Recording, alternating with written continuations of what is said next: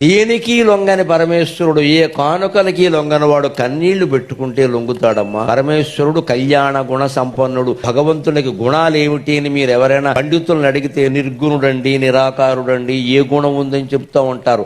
ఆయనకి ఉంటే గింటే ఉండే ఒక్క గుణం కళ్యాణ గుణం, కరుణ, దయ. భక్తులు ఏడుస్తుంటే ఆయన చూడండి. నేను మహిమ కొద్దీ ఇక్కడ వెలిశాను, నా కళ్ళ ముందు కన్నీరు పెట్టుకుంటుంది ఆ ఇల్లాలు.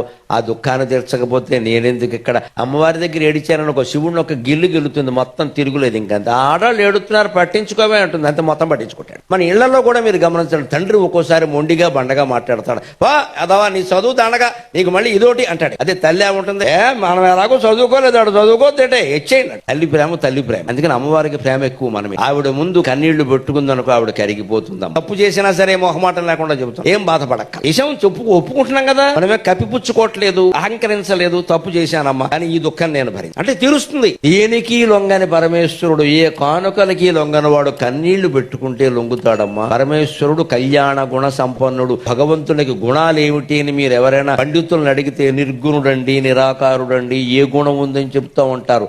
ఆయనకి ఉంటే గింటే ఉండే ఒక్క గుణం కళ్యాణ గుణం, కరుణ, దయ. భక్తులు ఏడుస్తుంటే ఆయన చూడండి. నేను మహిమ కొద్దీ ఇక్కడ వెలిశాను, నా కళ్ళ ముందు కన్నీరు పెట్టుకుంటుంది ఆ ఇల్లాలు.